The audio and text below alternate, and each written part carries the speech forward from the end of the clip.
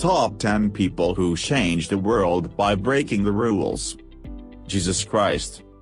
Jesus Christ was born in Bethlehem around 4 BC to the Virgin Mary and Saint Joseph, who raised him in the Galilean town of Nazareth. While most of the details of his early life remain a mystery, it is believed that he grew up to follow in his father's footsteps, working as a carpenter and tradesman. Despite this, he came to declare himself the Messiah, at first in the north of Judea, in Galilee. He was largely accepted there, and he then took it to Jerusalem, where he was referred to by some as Rabbi. Ultimately, it wasn't the fact that Christ preached his ministry that broke the rules, it was the nature of what he spoke about and the fact that he declared himself God. Before Abraham was made, I am. St. John 8:58. Jesus' teachings centered around rejecting the Talmudic laws of the Pharisees and fulfilling the original Jewish faith as clarified by him and the apostles he taught, the first bishops and popes. Still, many saw his words as subversive and against the doctrinal teachings of the Talmud and the extreme social regulations of Pharisaical Judaism, dominant at the time. He ran afoul on the priests and rabbis in Jerusalem and was vilified. Eventually, he was betrayed, captured, tortured, and crucified by the Romans at the behest of the Jewish leadership. His teachings had a significant impact on Judaism, resulting in the schism that gave birth to the Catholic Church, changing the course of human history for the next 2 millennia. Leonardo da Vinci. Nearly everything Leonardo da Vinci did was ahead of his time. His works include drawings for submarines, tanks, and airplanes long before any were finally created. His illustrations and paintings are some of the world's greatest treasures. One aspect of his work that broke the rules and helped change the world was his work in medicine. Few people think of Da Vinci in terms of his impact on medicine, but he was instrumental in helping humanity understand the human body. Da Vinci was fascinated by anatomy and sought to learn as much as he could about it. He collected various body parts and dissected at least 30 corpses while engaged in his study. Using cadavers for that sort of research wasn't allowed at the time, resulting in an accusation of unseemly conduct and possibly witchcraft upon his return to Rome, which put an end to his anatomical studies.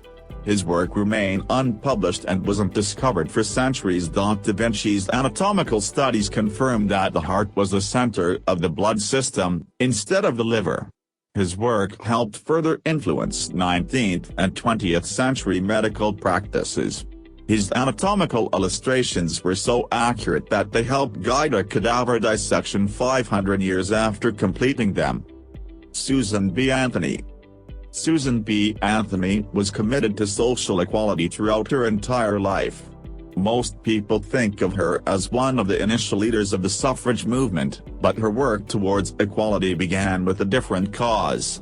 Anthony started collecting anti-slavery petitions at the age of 17, nearly 30 years before slavery was finally ended in the United States. In 1856, she became the New York State agent for the American Anti-Slavery Society.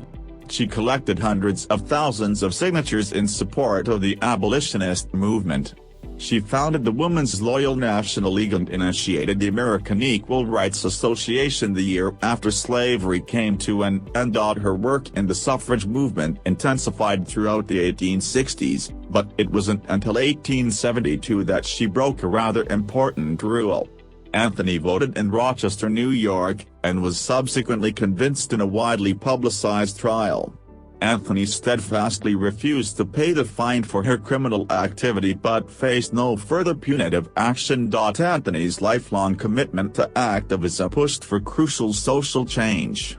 14 years after she died, the 19th Amendment to the U.S. Constitution was passed in 1920, giving women the right to vote.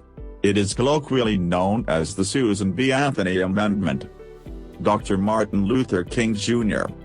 If the civil rights movement in the United States had a face, it would belong to Dr. Martin Luther King Jr., the Baptist minister from Atlanta, Georgia, stood out among his peers as a national leader who participated and led marches for a number of civil rights issues prevalent in the United States through the 1950s and 60s. King was the leader of the 1955 Montgomery bus boycott that helped bring an end to legal segregation in Alabama's transit system. He followed this by becoming the first president of the Southern Christian Leadership Conference, which led to further movements in Georgia before he was elevated to national visibility via his 1963 March on Washington. The following year, he was awarded the Nobel Peace Prize for combating racial inequality through nonviolent resistance. King spent his adult life fighting for the rights of people oppressed because of the color of their skin. His work helped change the world by bringing an end to legalized segregation. Throughout his life, King was arrested 29 times for breaking various rules. His arrests came from non-violent protests, prayer vigils, and so-called civil disobedience laws that saw him spend his fair share of time behind bars. Martin Luther. Few religious leaders have had as divisive an impact on history as Martin Luther. The Augustinian monk became a priest in 1507, though he never accepted all of the teachings and practices of the Roman Catholic Church. He was particularly disapproving of indulgences, which offered a way for an adherent to reduce the temporal punishment for their sins, in part, in partial indulgences, and in full, in plenary indulgences. More specifically, a donation to the church along with prayers resulting in the granting of an indulgence was distasteful to Luther, so he did something about it. In 1517, Luther nailed up his 95 Theses to the door of the Wittenberg Church. The theses were meant to initiate an academic discussion on the practice of indulgences, but it went way beyond that. Luther was called to renounce his writings by Pope Leo X in 1520, but he refused. He did so again when the Holy Roman Emperor Charles V demanded it at the Diet of Worms in 1521, resulting in his excommunication. He was declared an outlaw by the emperor. From there, Luther became a seminal figure in the Reformation, which ultimately resulted in a schism. This led to the development of Lutheranism and every other Protestant religion that followed. Mohandas Gandhi. Mohandas Gandhi studied to become an attorney in London before returning to his native India to practice. This proved difficult, so he moved to South Africa, where he remained for 21 years, building his practice and family. By the age of 45, he returned to India, where he organized peasants, farmers, and laborers to protest against discrimination. Gandhi became the leader of the Indian National Congress in 1921, launching campaigns to ease poverty and expand civil rights. The following year, he was arrested for civil disobedience and sedition when a protest he organized turned violent. 22 people were killed, deeply affecting Gandhi and his way of thinking. After serving 5 of 6 years in prison, he returned to his role advocating peaceful protest. His adherence to nonviolence helped inspire a massive anti-colonial movement. In 1930, he led the Dandi Salt March, marching 250 miles, 400 kilometers, to speak out against the unfair tax. Decades of non-violent protest finally saw British rule of India come to an end. Throughout his life, Gandhi broke numerous rules that saw him imprisoned. Still, he continued despite the hardship and helped free a nation from colonial rule without shedding a drop of blood. Nelson Mandela. South Africa utilized a legal system of institutionalized racial segregation called apartheid, beginning in 1948.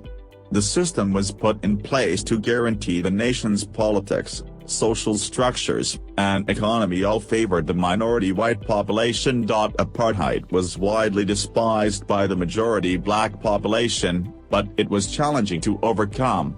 Many people tried to resist, but they found themselves locked up for their efforts more often than not. Nelson Mandela spoke out against apartheid from its inception, and he challenged it vocally. Between 1948 and 1956, Mandela was arrested and jailed on charges ranging from sedition to treason. He joined the South African Communist Party and committed to non-violent forms of protest. Then, in 1962, he led a sabotage campaign against the government, resulting in his imprisonment for conspiring to overthrow the state. Mandela continued to break the rules by challenging the legally established doctrine of apartheid, even after he was imprisoned for life. Finally, he was released in 1990, and his continued efforts helped end apartheid and establish a new nation in South Africa. In 1994, he won the office of the first president of South Africa. Rosa Parks. Rosa Parks was active in the civil rights movement in the 1950s, but she didn't come to truly break the rules until December 1, 1955. On that day, Mrs. Parks was ordered to leave her seat on the bus to make room for a white man by James F. Blake. He insisted she move to the back of the bus-colored section. Parks refused and was arrested for civil disobedience. Parks wasn't the first person to find themselves in a similar situation. Still, she stood out to the National Association of Colored People, NAACP.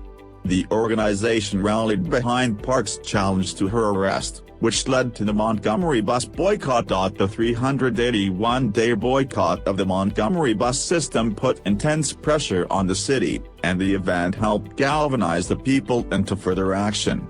In 1956, the Supreme Court of the United States ruled in Browder v. Gale, finally putting an end to legal segregation on Alabama's public transportation system. Linked to the civil rights movement in the United States grew from Parks' example and the SCOTUS decision. She helped stir the people to further action, resulting in greater progress that finally saw an end to legal segregation in the United States by 1968. Gaius Julius Caesar. Looking back into Roman antiquity, there's no bigger rule breaker than Gaius Julius Caesar. When Caesar's governorship came to an end, he was summoned back to Rome by the Senate. He was also ordered to disband his army and not bring his forces across the Rubicon River. When he came to the Rubicon on January 10, 49 BC, he stopped for a moment and came to a decision. He crossed the Rubicon with his entire force, breaking a very sturdy Roman rule that prohibited any Roman army from crossing that line into the country. When he crossed, he said, "Aliacta state, the die has been cast," and he wasn't kidding. His action precipitated the Roman Civil War, which pitted an incredibly popular Roman general against the Senate, who wasn't as beloved by the people as Caesar. Breaking that rule resulted in a war, which ultimately saw Caesar declared dictator for life. When he was killed by the Senate, his adopted heir took his place and brought the Roman Republic down. Gaius Octavius, Augustus Caesar, then built the Roman Empire, which stood, in one form or another, for more than 1,400 years. Galileo di Vincenzo Bonaeudi de Galilei. While the history of scientific observation has many prominent figures, few hold a candle to Galileo. The Italian astronomer, engineer, and physicist followed in the footsteps of Copernicus to find better ways of understanding the universe, and this ultimately resulted in the violation of several rules. As a champion of Copernican heliocentrism, which was the theory that the Earth rotated daily as it revolved around the Sun, he came into conflict with the Catholic Church by declaring Copernicus' theories proved that the Bible contained errors. The Church was largely responsible for the furtherance of academic study at the time, and his claims of biblical errors were in opposition to the Catholic view. It should be noted, however, that the Church did not reject Copernicus or heliocentrism at the time, but they did believe that Galileo was presenting his theories without sufficient proofs. Galileo was tried by the Roman Inquisition in 1633 and found vehemently suspect of heresy and was forced to recant his views. He spent the remainder of his life under house arrest. Still, his work influenced others, leading to the further development of observational astronomy, modern physics, and the scientific method. Since his death, Galileo has become known as the father of modern science.